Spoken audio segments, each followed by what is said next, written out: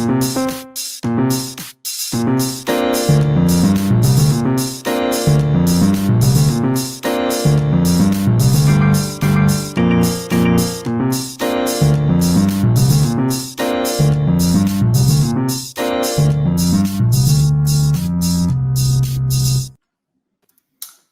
and welcome to the All In Podcast with Bad Beat Bryce and Ryan the Rock. How you doing today, Ryan? We are back from a brief hiatus. We've had a fun 2 weeks off, Bryce. I finally got to see Bryce for the first time in 2 years. That's unbelievable. That's unbelievable. Got to give the homie a big hug, which was great. It's crazy that we've had the entire time this podcast has existed, we've yet to see each other in person. So crazy. What a weird thing, but so good to see you, man. Glad to see that the apartment since I left has not burned entirely to the ground. Not yet. We only got this our last night tonight, and then we head out to Miami, which should be awesome. Grind the Hard Rock and Magic Casino, I believe is the name of Magic City or something like that. So it should be a good time. I'm excited, but it's been awesome here in Tampa. Mildly considering moving here just for how good the poker action is. We found a hidden gem that is not the Tampa Hard Rock. So it's been good to just kind of go there and fire both the cash and tournaments. You played that was your first ever live tournament. Is that right, Ryan? Oh my God. Yes, I did. That was so much fun. I'm glad our viewers got it right in thinking that I would run deeper than you. I mean, I thought it was the obvious answer, but I'm glad that they thought that as well. Yeah. I don't disagree with you at all. I think I haven't played any live tournaments. I would bet on the guy who's final tabled multiple tournaments over the one who's never played in one. Yeah, that's probably the betting safe. Line there, when you think about it logically, it makes some sense. It makes some sense. How did you feel the poker action was here in Florida compared to there in Connecticut? Really good. I mean, look, this is as insane as it sounds. I had never been to a casino on a weekend before. Bro, what? Literally. Like before the pandemic started, I would go on like Wednesday nights after work. And like Wednesday night was fun at the MGM Springfield, but like nothing compared to Derby Lane in Tampa on a Friday night. I mean, it was crazy. It was exactly as it was billed. I think I didn't make exactly the right poker adjustments to the situation where I think I instead of tightening up and raising larger, I was playing more hands and looser, which is not what you want to do when you're playing against loose, aggressive opponents. And I think that had a lot to do with why I was unsuccessful during the trip. It's been weird. So I know you know me as a very aggressive person, and virtually any single person who has ever played with me, except for that one final table who labeled me as a massive hit. But yeah, if you only watched that, you'd be like, this guy doesn't do anything. But not on one occasion, but 2 occasions on this Tampa trip, I have felt like a nit. The first one was yesterday. Sam and I were waiting for our 1-3 or 2-5 seat. We didn't have the option to do either, and we didn't feel like drinking that day because we've been drinking way too much. So he's like, yo, like, you want to play 3-card poker? I said, nah, dude, F that. I'm not trying to do that. I was like, if you're really trying to, we can play some war. And he's like, okay. So we go and sit down the war table. And we're playing a very like reasonable amount. We're playing like $25 a hand. Could you give the briefest explanation of what war is? Okay, so if you know as a kid, you play this game where you quite literally just flip over a card, and whoever has the higher card wins. There is absolutely no strategy in this game. But in Florida, because there are rules and really the only casinos can be like Indian run, they have to call it 1-card poker to kind of to loophole so that they can run it in their card house or whatever the hell it's card here. That's why they have it. So. Okay.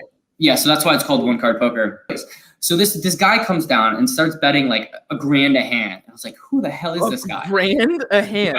Literally. It was a $2,000 max table. And we get to talking to him, and he's like, yeah, we like, do you play poker, man? He's like, yeah, I actually run the biggest game in town. I was like, what, for real? Where? He's like, oh, it's the private game here. It actually starts in 10 minutes. You guys want to play? I said, say less. I said, what's the buy-in? How much can I get in for? And yeah, that game was pretty juicy. One guy decided to call off a 4-bet jam with Queen 10 off for 2.5K, and him and Ace King ran it twice and they chopped. But yeah, that was a very good game. Sam and I both made a few grand. It was a good game. Yeah. And hopefully can come back and somehow get myself in that game again. But yeah, and then I also played heads up against a maniac who it was only the second heads up match I'd ever had to be the tighter person in the game. And made me feel a little nitty. It's kind of crazy, but we'll get into that in a little bit. But yeah, do you want to discuss anything more about the Tampa trip before we bring in our wonderful guest? Other than it's suffice to say that it was so nice to meet a whole bunch of people that we've had virtual connections with for some of them well over a year, and just to like really feel like for the first time that we're like getting beyond the pandemic. I hope Evan is watching this, but it was so nice to meet you, Evan. The person we interviewed the most on this podcast. Thank you so much for coming out. Cannot wait to do it again. Stop being so much of a nit. But without further ado, I recently met our guest just about 2 weeks ago at the Tampa Hard Rock. Ryan, will you follow through with the intro? I was about to say, I was like, wait a minute, is he about to do the intro? No, never. That's all yours, buddy. Yeah, exactly. Step off my turf. Ahem. This week on the All In Poker podcast, we are proud to present an up-and-coming female poker player, yet another. Kristin Nyman is a 26-year-old associate manager of governance and strategic initiatives at Facebook. When she's not policing a platform only boomers use, she can be found crushing it on live stream tables in Florida, such as Best Bet Jacksonville. We're very excited to ask her about her recent heater in tournaments, her experiences as a female poker player in Florida, and much, much more. Without further ado, let's welcome Kristin to the All In podcast. Hello. Hey guys, thank you. Hi. Thank you. You like that boomer comment? Intro. Yes. You sound like my little sister. I told her, when I got the job at Facebook, I was like, Kelsey's her name, she's 16. I was like, hey, I work at Facebook. And she's like, no one uses that. Like, that's so lame. And then I was like, but they also own Instagram. And she was like, you work for Instagram? I was like, oh, okay, now I'm cool. That's amazing. I don't realize when they open up the Instagram app, right below Instagram, it says owned by Facebook in low letters. Branded. We do what we can. Thanks for having me, guys.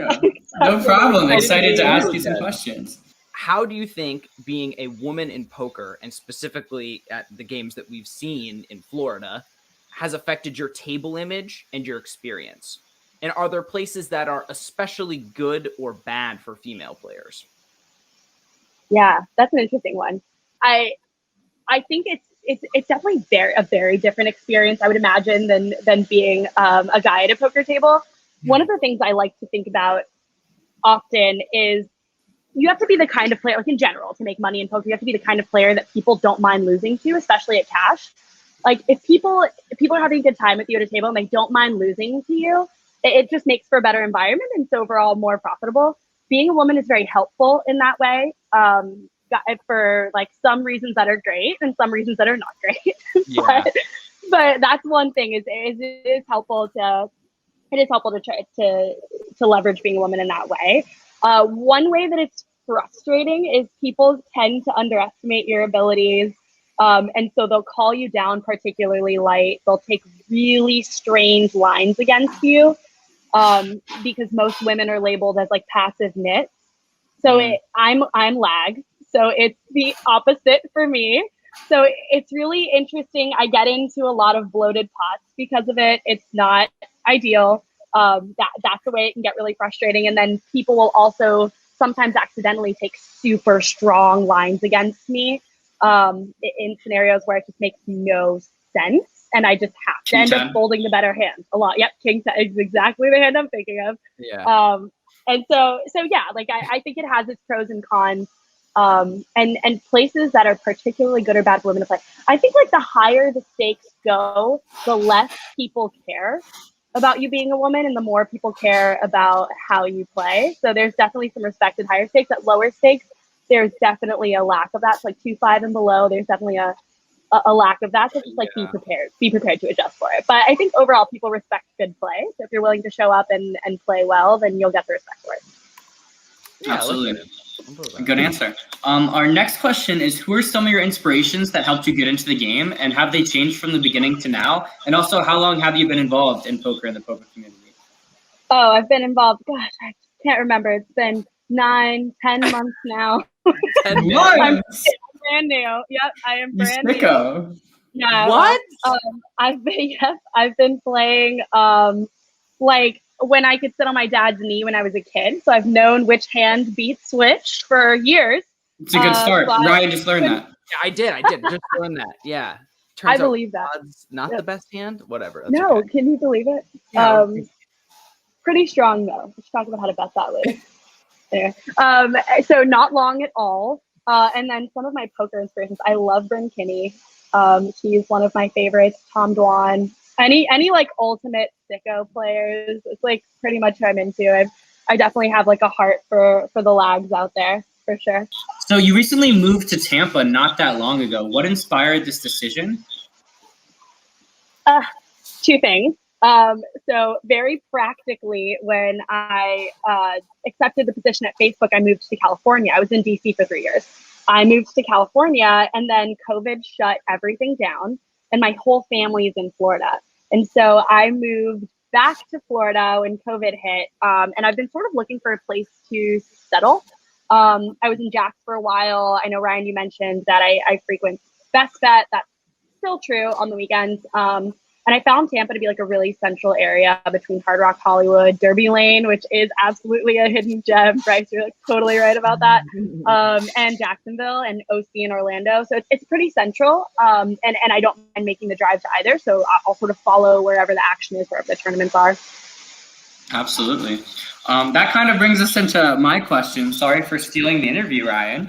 Do you consider yourself more of a cash game or tournament player? You've had a killer last week or so congrats on your recent tournament success. But good answer.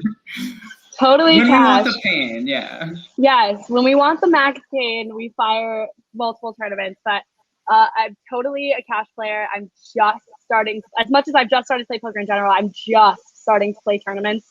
I think the first tournament I played was in February. It was, yep, in February. So it's been like 3 months now. And in the last month, so just getting started. In the last month, you've had 2-3 final tables. The last week she's had three final tables. The last week she's had 3 final tables. I had 4 in the last month. Or no, I'm sorry, 5 in the last month. Yeah. Just meeting the All In Poker podcast was just running good for you. Just running so good. That's it.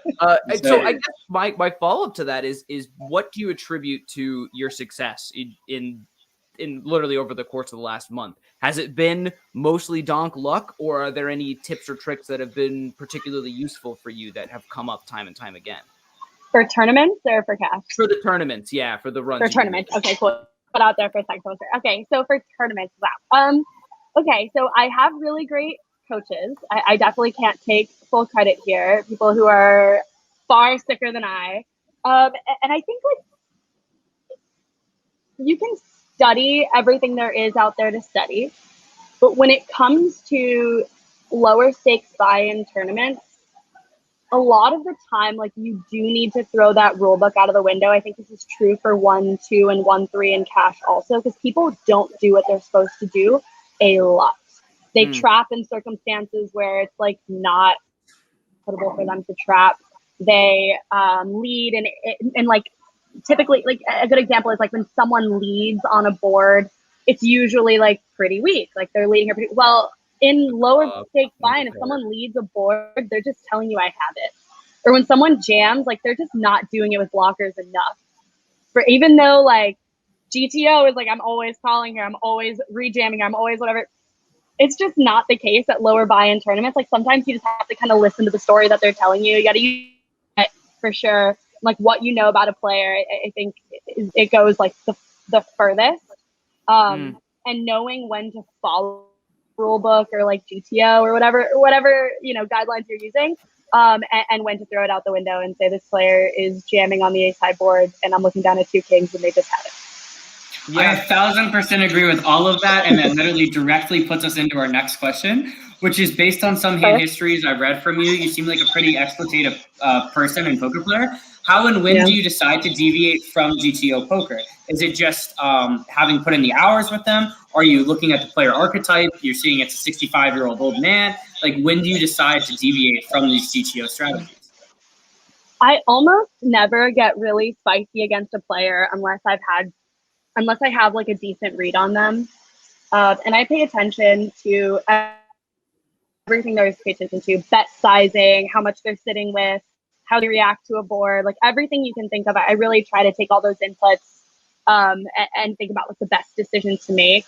A lot of it's about player archetypes. Like you mentioned, the 65-year-old, like Old Man River. Like I'm just like not gonna bluff on an ace high board against Old Man River. Like it's just not. He just has an ace always somehow. Like he just has it. And I think I tend to be very exploitative when I know the player. I think you hit it on the head. It's 100% player dependent. I think my next question for you has to do with the Best Bet Jacksonville streams. So you've been a regular on them for a while. You've been featured a couple times on Jonathan Little's weekly poker hands. How did you get involved with Best Bet Jacksonville, and how do you think about Jonathan Little's reviews of your play? Yeah, so Best Bet Jacksonville, what it was is like the coaches who originally taught me how to play, some good friends of mine, said, we want to watch you play live in a full ring, and we want to see how you. So the first time I ever actually played live poker was on the Best Bet Jacksonville 2-2 deep live stream. The very first hand that I ever played, I looked down at, I had no idea what I was doing. I looked down at 10-6 offsuit, 500 effective, and I called a cutoff open to $17. I'm remembering this. I may remember this whole hand history. To $17, and I was like, I have a button. I understand that my calling range is supposed to be wider when I have this button in front of me. I call. We flop a straight against aces. Get all the money. You didn't tell me that was your first hand ever. That's my first hand ever. You showed me the hand. Oh my god. You didn't notice? I looked down at my cards 45 times. In my head, I was like 6, 7, 8, 9, 10. That's a straight. I have a straight. I flopped a straight. I was like, this game is so easy. Why does everyone think this is hard? You just wait till the guy has aces and you flop a straight with 6-10 off. It's like not hard. So if you ask me what my favorite hand is, I will tell you it's 10-6 off, and it's because of that. But I got started with that stream because my coaches wanted to see me play live. They quickly realized, they called me uncoachable at first. They were like, you're uncoachable. You just want to play every hand. What is wrong with you? And I was like, I like to play the hands. I like to guess what they have, and I like to see what happens. So I started in a very tragic place of playing all the hands, which is how I ended up on Jonathan Little's podcast a couple times. And he was unkind in most of his reviews. He was like, not sure Kristen's blind here. Seems a little fishy. Like he's so right. He's so right. But yeah, so definitely got my start there, learning out loud in front of everyone. So it's been really interesting to have to explain some of those hand histories based on what I've learned now and how I play now. Wow, I can only imagine what it would have been like if my first 1-2 session were on a live stream. I would love to watch that back. I would love to watch that because I'm sure I did similar stuff, like calling on the with like Jack 8 offsuit. Like this is fine. Mistake of running. Absolutely. You just call it low frequency and it's fine. That's what I always do. So low frequency play. Very low frequency for balance. So GTO. Exactly. Absolutely. Super GTO. My next question for you is a good one. You recently had the wonderful privilege of playing Bad Beat Bryce in a heads-up match. What was that like, and what odds would you set if you were to play again? Yeah. All right, so I want to be very clear. While we ended the match with him up on me by $100, we didn't set a number of hands or an amount of time that we were going to play. So we were pretty close to playing like a full home game. And Bryce was up by $100. He's like, all right, so we're done? Are we going to play the home game now? We're done now, right? No, that was not what happened. Someone 15 minutes before was like, okay, in 15 minutes, do you want to play?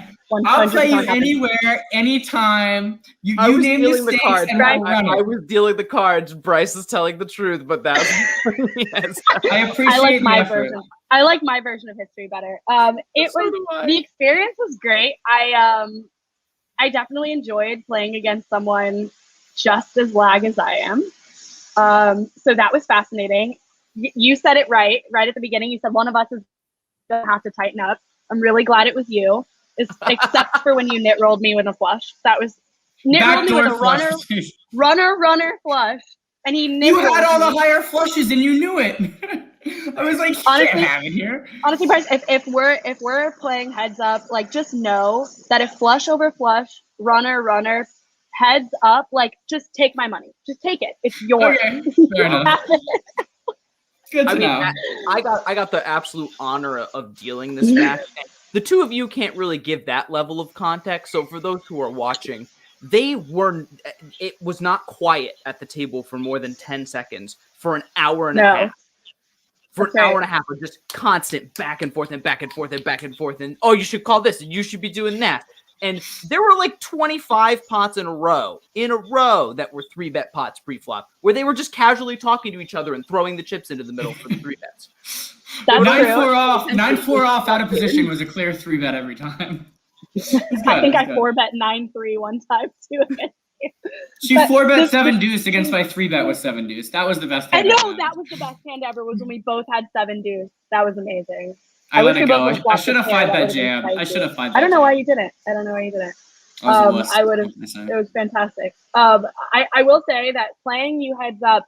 I feel like when you play heads up, there are like 2 different kinds of metas. There are metas pre, where you're like clicking each other back pre, and then there are metas post. Bryce and I, because we both like Max Payne, we have all the metas posts. And so we want to see a whole board.